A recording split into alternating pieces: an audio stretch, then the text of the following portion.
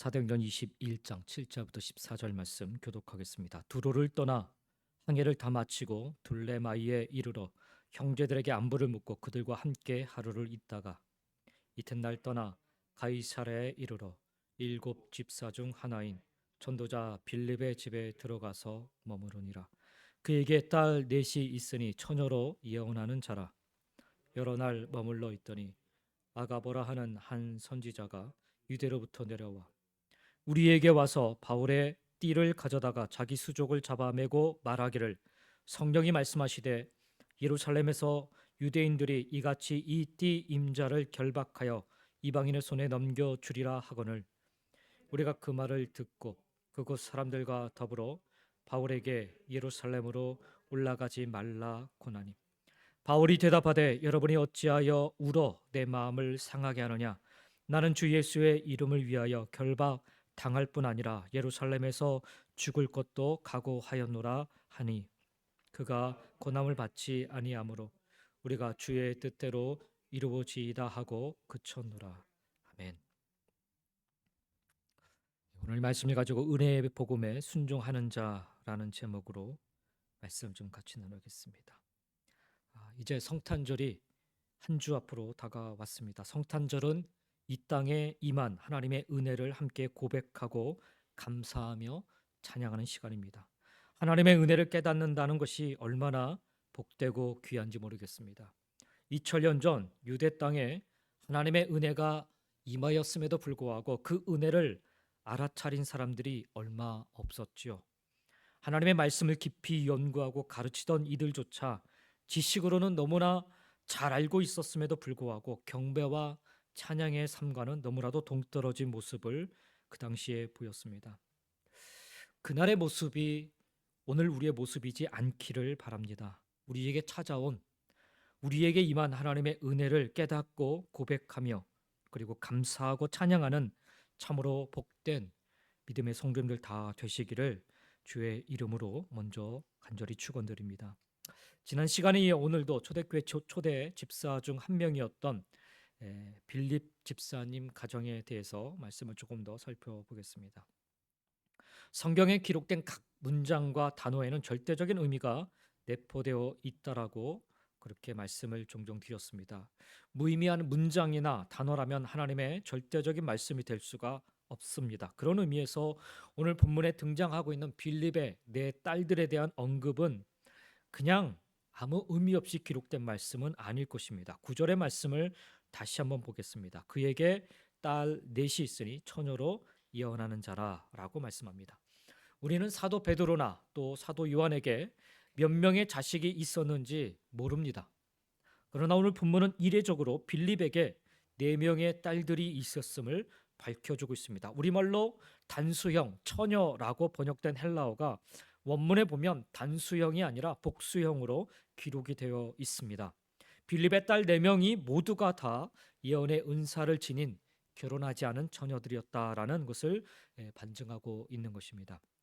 빌립의 4딸들이 모두 예언의 은사를 가진 이들이라는 이 언급은 그 당시 선지자 아가보가 왜 바울이 빌립의 집에 체류하고 있는 동안에 그 집에 나타났었는지 그 배경을 알 수 있는 대목이기도 합니다.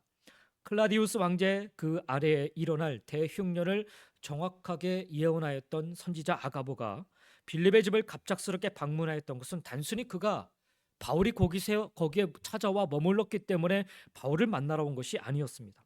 바울과 아가보는 사실 본문 이전에는 한 번도 만나본 적이 없는, 스치듯 만난 적도 없는 그런 사이였어요.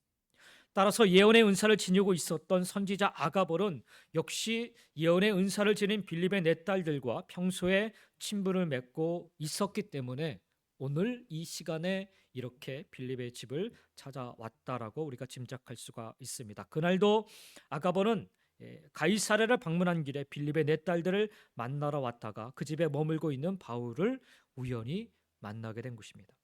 아가볼은 이미 우리가 알고 있는 바와 같이 바울의 허리띠를 가져오게 하여 자신의 수족을 묶은 다음에 바울이 예루살렘에서 유대인들에게 의하여서 결박당하여 로마군에게 넘겨질 것이라 그렇게 예언을 하였습니다. 그리고 우리가 기억하는 바대로 그 예언 그대로 사도 바울은 결박당하여 로마에 호송이 되죠. 이후에 벌어지는 상황에 대해서 우리가 지난 시간 이미 말씀을 나눠봤지만 아가보가 이렇게 예언을 하고 나자 12절에 보니까 우리가 그 말을 듣고 그곳 사람들과 더불어 바울에게 예루살렘으로 올라가지 말라 권하였다라고 성경은 증언하고 있습니다. 오늘 본문에서 우리라는 것은 사도행전을 기록하였던 누가를 포함한 바울의 일행을 의미합니다. 그리고 그곳 사람들이라고 하는 것은 빌립의 집안 사람들, 즉 빌립과 그의 네 딸들을 가리킨다라고 할 수가 있습니다. 바울의 예루살렘으로 가는 그 길이 결박과 환란의 길임이 밝혀졌을 때 지금까지 보면은 과거의 그 행적들을 보면 에베소의 장로들과 또한 두로의 제자들처럼 바울을 잘 아는 것 같지만 실제로는 바울의 그 깊은 마음을 알지 못하는 사람들이 눈물로 바울의 그 예루살렘으로 가는 길을 만류하였었습니다. 근데 이번에는 바울이 왜 예루살렘으로 가려 하는지 누구보다도 잘 알고 있었던 바울의 일행들이, 누가를 비롯한 바울의 일행들이 눈물로 바울을 만류하고 나섰던 것입니다. 그들이 단독으로 그랬던 것은 아니에요. 오늘 말씀해 보니까 전도자 빌립, 특히 빌립의 네 딸들과 더불어 바울의 그 예루살렘으로 가는 길을 가로막고 만류하였다라고 성경은 증언하고 있습니다. 오늘 보면 12절에서 방점을 찍고 있는 것은 그곳 사람들, 즉 빌립의 네 딸들에게 집중되어 있습니다. 빌립의 네 딸들은 평범한 여인들은 아니었지요. 그들은 예언하는 여인들로 소문이 나 있었습니다. 선지자 아가보의 예언의 은사를 지닌 빌립의 네 딸들이 바울의 예루살렘 행을 만류하자 그들의 아버지였던 빌립은 말할 것도 없고 바울의 일행마저 바울의 그 앞길을 막아선 것입니다. 만약 빌립의 네 딸들이 에베소의 장로들이나 두루의 제자들처럼 예언의 은사를 지니지 못했더라면 그 네 명의 여인들이 아무리 바울의 앞길을 가로막았어도 바울의 일행은 흔들리지 않았을 것입니다. 말씀을 잘 보시면 아가보는 그 바울이 예루살렘에 가서 겪을 일을 예언을 했을 뿐 가지 말아야 된다 이런 말을 하지 않아요. 그런데 그 아가보의 예언을 듣고 나서 예언의 은사를 가진 빌립의 네 딸들과 더불어 빌립 집사 그리고 바울의 일행들이 함께 바울을 만류하고 있다라는 거예요. 이상과 같은 관점에서 오늘의 본문을 보면 중요한 사실을 우리가 하나 깨닫습니다. 예언의 은사를 지닌 사람은 다름 아닌 주님의 말씀을 맡은 사람들이죠. 그러나 아무리 주님의 말씀을 많이 알고 주님의 말씀에 대해 해박한 지식을 지니고 있어도 그 주님의 말씀을 삶에 바르게 적용하지 못하면 결과적으로 자신은 말할 것도 없고 주위 사람들도 주님의 뜻을 그르치게 한다는 것이 오늘 본문이 주고 있는 메시지인 것입니다. 전승에 의하면 빌립의 네 딸들은 그 당시에 크게 명성을 떨치던 여인들이었다라고 이야기합니다. 성경이 그들을 굳이 예언하는 처녀들로 여기에 소개할 정도니까 여러분 예언의 은사를 지닌 그들의 명성이 그 가이사랴 지역에 얼마나 자자했던가 우리는 짐작해 볼 수가 있습니다. 그러나 그들은 바울이 예루살렘에서 결박과 투옥당할 것이라는 이 아가보의 성령의 음성을 통한 예언을 듣는 즉시 바울의 예루살렘으로 가는 그 길을 저지해야 된다고 가로막아야 된다라고 단정하였습니다. 누가요? 예언을 하였던 빌립의 네 딸들이. 그리고 그들의 주님의 뜻에 대한 잘못된 해석과 적용은 자기 아버지와 그리고 바울 일행마저 주님의 뜻에 거스르는 일에 끌어들이고야 말았던 것입니다. 차라리 그들이 예언하는 여인들로 소문이 나지 않았던들 일시적이나마 주위 사람들마저 실족시키는 그런 오점을 남기지는 않았을 것입니다. 바울은 눈물로 자신을 만류하는 이 빌립과 그리고 그의 네 딸 그리고 자신의 일행을 13절에 보니까 질책을 합니다. 책망을 합니다. 여러분이 어찌하여 울어 내 마음을 상하게 하느냐. 마음이 아프다 이 정도로 얘기하고 있는 게 아니지. 이 원어를 보면은 심하게 지금 책망을 하고 있어요. 나는 주 예수의 이름을 위하여 결박당할 뿐만 아니라 예루살렘에서 죽을 것도 각오하였다라고 이야기를 합니다. 바울은 환난과 결박을 알려주시는 성령님의 이 예고를 계속해서 알려주시잖아요. 이 예고를 그 길을 막으시는 하나님의 뜻, 하나님의 음성이 아니라 주님의 구원 사역을 위해 도리어 자기 한 몸을 기꺼이 던져야 하는 그런 소명으로 받아들이고 자기 삶에 그대로 적용을 하고 있습니다. 말씀과 관련하여 우리 앞에는 늘 이처럼 두 가지 적용의 길이 있습니다. 바울처럼 주님의 말씀을 이루기 위하여 자신의 삶을 던지는 그런 적용의 길이 있는가 하면 빌립의 네 딸들과 같이 말씀에 대한 해박한 지식을 지녔음에도 불구하고 말씀을 자기 안일함과 또 자기 이기심을 위한 수단 혹은 자기 중심적 해석으로 삼는 적용의 길도 있습니다. 그 두 길 가운데 어떤 적용의 길을 선택하느냐에 따라 자신과 주위 사람을 더불어 살릴 수도 있고 반대로 자신과 주위 사람을 동시에 무너뜨릴 수도 있다라는 것입니다. 아무리 주님의 말씀을 많이 읽고 많이 알고 있어도 주님의 말씀을 자기의 안일함과 이기심을 위한 도구로 잘못 적용한다면 그런 사람에 의해 교회와 세상이 새로워질 일은 없습니다. 오히려 더 악해질 수 있고 혼돈해질 수가 있는 것입니다. 그런 사람은 빌립의 네 딸들처럼 자기도 모르게 주님의 뜻을 가로막는 그런 오점을 남길 수밖에 없는 것입니다. 교회와 세상은 말씀의 도구가 되어 하나님 말씀을 위해 자신을 던지는 사람들에 의하여서 날마다 변화되어 갑니다. 어떻습니까? 혹 우리들은 누구보다 주님의 말씀을 많이 알면서도 정작 자기의 안일과 욕망과 그리고 이기심 때문에 자기 중심의 해석과 이해로 인하여 말씀을 바르게 적용하지 못하는 그런 빌립의 딸들인 것은 아닌지요. 그래서 자신의 잘못된 그 적용 속으로 주님의 뜻에 거스르는 길로 우리 주위 사람들마저 끌어들이고 있지는 않으신지요.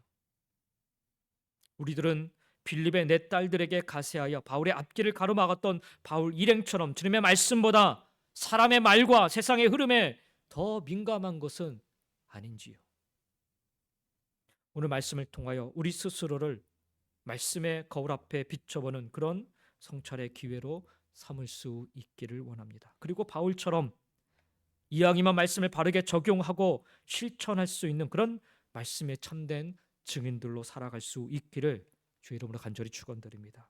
말씀을 아는 것만큼이나 바르게 적용하고 실천한 것이 더 중요합니다.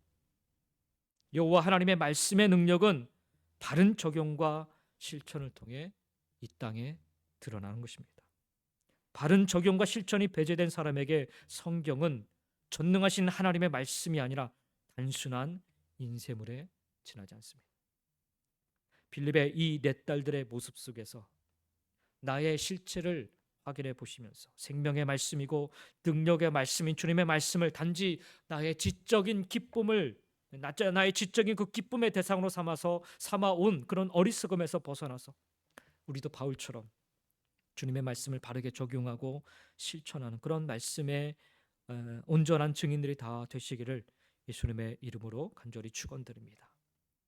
선지자 아가보는 바울과 바울 일행 그리고 빌립과 그의 네 딸들 앞에서 바울이 예루살렘에서 유대인들에 의해 결박당하여 로마군으로 넘겨질 것이라 예언하자 바울의 일행과 빌립의 네 딸들이 바울의 예루살렘으로 가는 그 길을 눈물로 만류하였다라고 말씀드렸습니다. 겉으로는 이 장면이요 아주 가슴 뭉클한 그런 감동적인 장면이 아닐 수가 없습니다. 그들이 얼마나 바울을 사랑하고 존경하고 아꼈으면 아가보의 그 예언에 울면서까지 바울의 예루살렘 행을 거듭하여 막아섰을까요? 바울 개인의 입장에서 보자면 자신의 안위를 자신의 안전을 염려하여 자신의 생명을 염려하여 눈물로 예루살렘으로 가는 그 길을 거듭거듭하여 만류하는 이 빌립의 네 딸들과 자기 일행은 얼마나 고마운 사람들이겠습니까? 너희들이 이렇게 나를 사랑하는 거야. 근데 바울은 그들에게 감사를 표하기는커녕 도리어 그들을 책망하였습니다. 오늘 말씀 13절에 다시 한번 보면 바울이 대답하되 여러분이 어찌하여 울어 내 마음을 상하게 하느냐 나는 주 예수의 이름을 위하여 결박당할 뿐 아니라 예루살렘에서 죽을 것도 각오하였다라고 고백을 합니다. 바울은 결박과 토욕을 뛰어넘어서 아예 예루살렘에서 죽을 것도 각오하고 있었습니다. 언제든 죽을 준비가 되어 있다라는 말입니다. 무엇을 위해서였습니까? 어떤 물질적인 것을 위해서 그가 이런 일을 하고 있는 것입니까? 권력을 위해서입니까? 인간의 박수갈채를 위해서입니까? 바울은 오직 주 예수의 이름을 위하여 결박당할 뿐 아니라 예루살렘에서 죽을 것도 각오하고 있었습니다. 바울은 무병장수하고 부귀영화를 누리며 가문의 번영을 추구하기 위해 예수를 믿은 게 아니었죠. 황금을 찾아 위험을 마다 않고 서부와 남미 그 러시를 이루었던 미국인들처럼 바울 역시 예수님을 이용하여 일종의 일확천금을 얻으려 환난을 무릅쓰고 예루살렘으로 가려는 것이 결코 아니었습니다. 그가 죽음을 각오하면서까지 빌립의 네 딸들과 자기와 함께했던 그 일행마저 눈물로 만류하고 있는 그 예루살렘을 굳이 찾아가려는 이유는 오직 하나, 주 예수의 이름을 위해서였습니다. 주 예수의 이름을 위한 그의 의지는 강철 같은 불굴의 의지였습니다. 주 예수의 이름을 위한 그의 용기는 화산처럼 강렬한 용기였습니다. 주 예수의 이름을 위해서 죽음마저 불사하는 그의 각오는 태산 같은 그런 굳건한 그런 각오였습니다. 도대체 바울이 지녔던 그 의지, 용기, 이 각오의 원천은 무엇이겠는지요? 바울이 어떻게 주 예수의 이름을 위하여 결박당할 뿐만 아니라 죽음마저 각오하는 의지와 용기를 지닐 수 있었는지 우리는 바울 자신의 그 증언 속에서 그 해답을 찾을 수가 있습니다. 바울은 사도행전 20장 24절에 밀레도에서 에베소의 장로들을 불러서 마지막 유언을 남기지 않습니까? 그때 바울이 이렇게 선포합니다. 내가 달려갈 길과 주 예수께 받은 사명 곧 하나님의 은혜의 복음을 증언하는 일을 마치려 하면은 나의 생명조차 조금도 귀한 것으로 여기지 아니하노라. 바울이 고린도에서 3차 전도여행을 매듭 짓고 마게도냐와 두라를 거쳐서 밀레도에 이르기까지 각성을 거칠 때마다 성령님께서 바울에게 그가 예루살렘에 가면 환난과 결박, 죽음이 기다릴 것이라 계속해서 예고해 주셨어요. 모르는 게 아니었습니다. 그러나 바울은 그 성령의 거듭된 그 예고를 얼마든지 자신의 그 예루살렘으로 가는 길을 막아주시려는 주님의 섭리로 받아들이고 예루살렘에 가는 그 길을 포기할 수도 있었습니다. 그러나 바울은 성령님께서 말씀해 주시는 그 예고를 모든 사람이 꺼려하는 그 길로 자신을 부르시는 주님의 부르심, 소명으로 받아들였습니다. 그리고 자신이 달려갈 길과 주 예수께 받은 사명을 완수하기 위해서는 자신의 생명조차 조금도 귀한 것으로 여기지 않는다라고 고백하고 선언을 합니다. 이때부터 바울은 이미 죽을 각오가 되어 있었던 것입니다. 중요한 것은 바울이 죽음마저 각오할 정도로 완수하고자 마무리 짓고자 했던 것은 주 예수께 받은 사명, 그것이 무엇이었냐 하는 거예요. 바울은 그것을 사도행전 20장 말씀에 보니까 하나님의 은혜의 복음을 증언하는 일, 이것을 마치는 것이라 그렇게 설명을 하고 있습니다. 죽음을 각오하고 은혜의 복음을 증언하기를 완수하는 것이 바울에게는 달려갈 길이었고 주 예수께 받은 사명이었습니다. 여기서 우리가 놓치지 말아야 될 것은요, 바울이 복음을 단순히 복음이라 말하지 않고 은혜의 복음이라 부르고 있다는 사실입니다.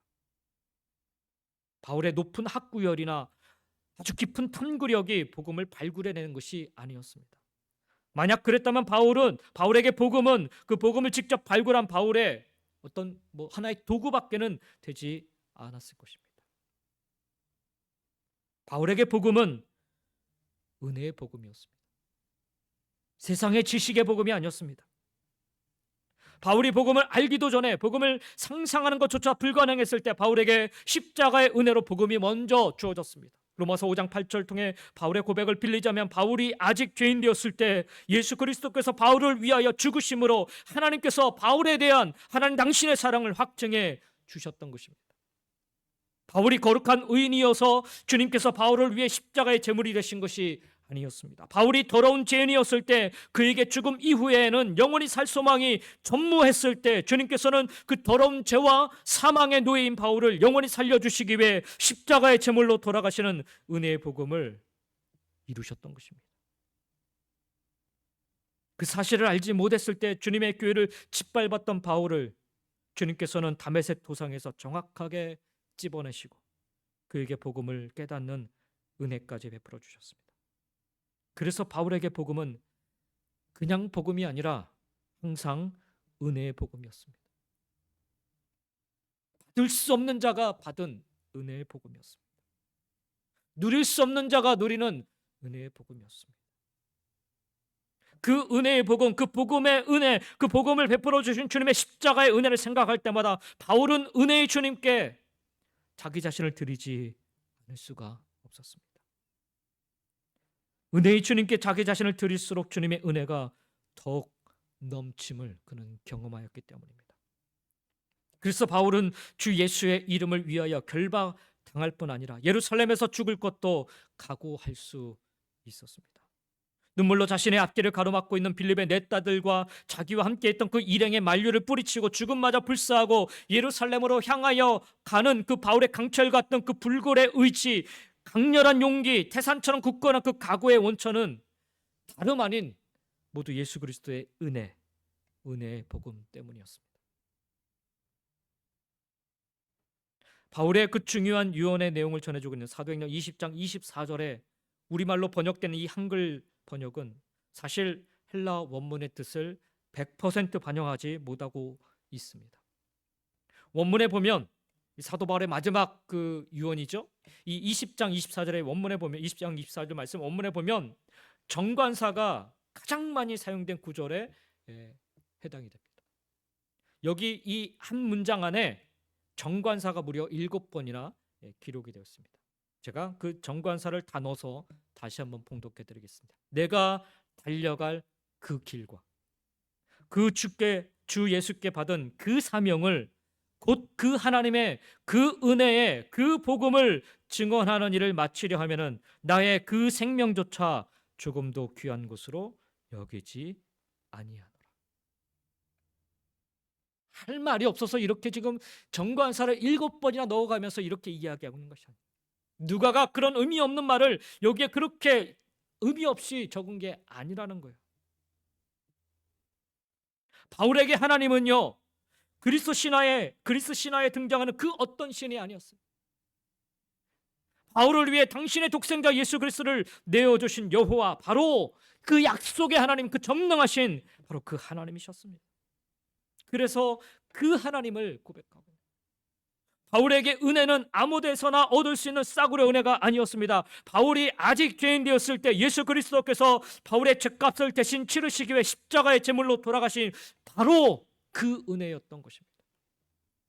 바울에게 복음은 자신이 소유한 부동산 가격이 올랐다라는 그런 세속적인 굿뉴스가 아니었습니다. 교회를 짓밟던 폭도였던 자신을 다메섹 도상에서 정확하게 찝어내시고 예수 그리스도의 십자가를 통해 새 생명을 누리게 해주신 바로 그 복음이었어요.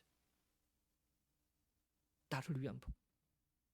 바울에게 예수님은 당시 이스라엘의 동일한 이름을 지니고 있던 수많은 예수라는 사람 중에 그 한 사람이 아니었습니다. 자신을 살리시려 십자가의 제물로 돌아가셨다가 사흘째 되는 날 죽음을 깨뜨리시고 영원히 부활하신 나사렛 예수, 바로 그 예수님이셨습니다.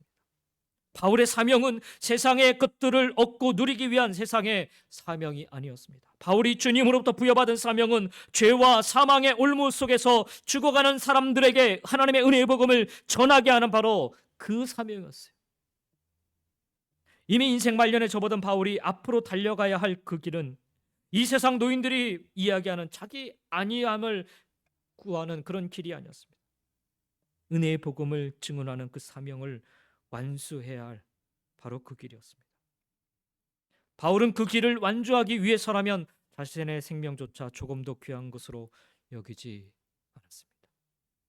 그 생명은 예수 그리스도와 함께 이미 십자가에 못 박혀버린 바울의 옛사람이었기 때문입니다. 바울은 자신의 옛사람이 죽으면 죽을수록 예수 그리스도 안에서 은혜의 새 생명이 더욱 넘침을 알고 있었습니다. 그래서 바울은 고린도전서 15장 9절과 10절을 통해 이렇게 고백을 하기도 했습니다. 나는 사도 중에 가장 작은 자라. 나는 하나님의 교회를 박해하였으므로 사도라 칭함을 받기를 감당하지 못할 자니라. 그러나 내가 나 된 것은 하나님의 은혜로 된 것이니 내게 주신 그 은혜가 헛되지 아니하여 내가 모든 사도보다 더 많이 수고하였으나 내가 한 것이 아니요 오직 나와 함께 하신 하나님의 은혜로다. 교회를 짓밟던 바울에게는요, 주님의 사도가 될 자격이 아예 없었는데, 그런데도 그가 주님의 사도로 살 수 있었던 것은 전적으로 주님의 은혜 덕분이었습니다. 주님의 은혜로 사도가 된 바울은 그 어떤 사도보다 주님을 위해 더 많이 수고하고 헌신하였습니다. 그러나 그마저도 바울 자신의 공로가 될 수 없었습니다. 그건 역시 주님의 은혜로 가능했기 때문입니다. 이처럼 구원의 은혜를 입은 바울은 주님의 은혜로 시작하여 주님을 위해 참수형을 당하기까지 주님의 은혜만을 쫓는 삶으로 일관하며 살았습니다. 주님의 은혜가 자신을 살렸고, 주님의 은혜가 자신을 사도로 이끌었고, 자신의 생명 그 호흡이 멎을 때 주님의 은혜가 자신을 영원한 하나님의 나라로 인도할 것임을 그는 굳게 믿었기 때문입니다. 그러므로 주 예수의 이름을 위해 결박당할 뿐만 아니라 죽을 것도 각오하였다라는 오늘 본문의 이 바울의 선포는 듣기 좋으라고 그냥 립서비처럼 이빨림으로 한 말이 아니었습니다. 그의 진심이었어요. 이런 그의 진심을 듣고요, 14절에 보니까 빌립과 함께했던 그 네 딸들 그리고 바울의 일행들이 이렇게 이야기합니다. 그가 고난을 받지 아니하므로 우리가 주의 뜻대로 이루어지이다 하고 그쳤노라라고 이야기합니다. 여기서 우리는 아가보의 예언을 듣고 바울의 예루살렘 행을 눈물로 만류하던 빌립의 네 딸들과 바울 일행을 통틀어 일컫는 말입니다. 그들은 바울이 자신들의 눈물의 만류에도 설득당하지 않자 주의 뜻대로 이루어지이다 하고 바울을 만류하는 것을 그쳤습니다. 여기 우리말로 그치다라고 번역된 헬라어 동사를 보면 입을 다물다라는 뜻입니다. 해시카조라는. 이 원문의 뉘앙스 그대로 얘기하면 당신이 우리 말을 더 이상 듣지 않으므로 우리도 이제 더 이상 말하지 않겠다라는 그런 뜻으로 내뱉은 말이 바로 해시카조라는 말입니다. 그들이 말로는 주의 뜻이 이루어지다라고 이야기했지만 그 말은 일종의 이슬람 신도들이 매사에 인샬라 그러잖아요. 알라의 뜻이라면 이렇게 얘기하는 거예요. 그런 형식적이고 의례적인 인사말에 불과하다. 차이가 있어요. 이 차이를 보실 수 있어야 돼요. 그들은 주 예수의 이름을 위하여 죽음마저 각오하였다라는 바울의 결단에 심정적으로 동조하거나 바울의 앞길을 잘못 가름하는 것에 대해서 미안한 그런 기색을 보이지 않고 있어요. 바꿔 말하면 그들은 바울이 온몸과 영혼으로 깊이 잠겨있는 그 은혜의 깊이에 아직 이르지 못하고 있어요. 도대체 왜 바울이 이러는가? 소위 말하면 진짜 똥꼬집이다라고 얘기하고서 그냥 멈춰버리는 것과 똑같은 거예요. 왜 이런 차이가 나는가? 동일하게 구원받은 그리스도인인데도 그들은 바울의 그 예루살렘으로 가고자 하는 그 길을 눈물로 가로막았고, 바울은 주 예수의 이름을 위하여 예루살렘에서 죽을 것도 각오하였습니다. 그 차이는 결국 주님의 은혜에 대한 깨달음, 이 차이라는 거예요. 바울이 에베소 장로들에게 남긴 유언의 그 결론 부분에 보면 이런 언급을 하고 있습니다. 사도행전 20장 30절 32절에 보니까 지금 내가 여러분을 주와 및 그 은혜의 말씀에 부탁하노니 그 말씀이 여러분을 능히 든든히 세우사 거룩하게 하심을 입은 모든 자 가운데 기업이 있게 하시리라 말씀합니다. 바울은 에베소의 장로들과 작별하면서 그들을 주님과 그 은혜의 말씀에 부탁한다라고 이야기하고 있습니다. 그들이 은혜의 말씀을 통해 자신들을 구원해 주신 주님의 은혜 속에 거한다면 그 은혜의 말씀이 그들을 더욱 든든히 세워 하나님 나라의 유업을 계속해서 이어가게 해 줄 것이기 때문입니다. 은혜의 말씀, 은혜의 복음. 그렇습니다. 은혜의 말씀, 은혜의 복음을 깨닫고 사는 자가 참으로 복된 인생입니다. 말씀의 홍수 속에 산다고 해도 과언이 아닌 이 시대의 우리의 삶입니다. 그런데 그 수많은 말씀 속에서 과연 우리는 얼마나 하나님의 은혜를 깨닫고 살고 있는지요. 하나님의 은혜를 깨닫는다면 분명 달라야 할 것입니다.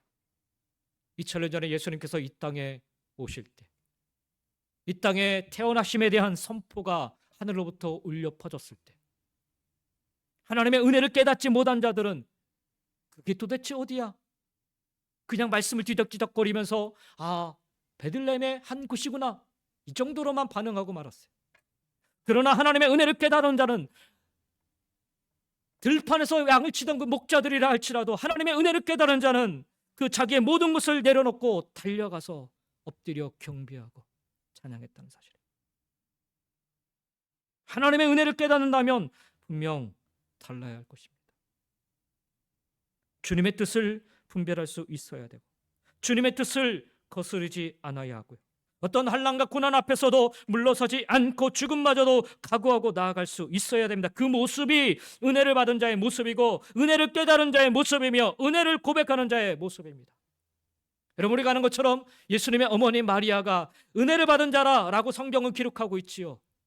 그런데 그 은혜를 받은 자가 각오해야 될 게 뭐예요? 돌 맞아 죽을 각오였습니다. 처녀가 임신을 하였으니 돌 맞을 죽을 각오를 하고 나아가야 되는 그 길이었습니다. 그런데 그는 하나님의 은혜를 받았기 때문에 그 모든 것마저도 다 감수하고 나아갔던 것입니다. 이게 은혜를 받은 자의 모습인 거죠. 오늘 우리도 하나님의 은혜를 받았다면 사도 바울과 같은 그런 결단과 또 헌신을 가지고 소망을 가지고 소명을 가지고 나아갈 수 있기를 원합니다. 은혜를 받았다라고 하면서 하나님의 뜻을 거스르는 그런 모습이 아니라 하나님의 은혜의 복음에 끊임없이 순종하며 따라 나아가는 저희들의 삶이 될 수 있기를 예수님의 이름으로 간절히 축원드립니다. 바라옵기는 올 한 해 마무리 잘하시고 새해 정말 하나님의 뜻을 쫓아 은혜 받은 자답게 한 발 한 발 그렇게 주의 뜻을 분별하고 주님의 뜻을 거스르지 않으며 주님의 뜻 앞에 물러서지 않고 담대하게 나아가는 그런 저와 여러분의 모습 되기를 예수님의 이름으로 간절히 축원드립니다. 기도하겠습니다.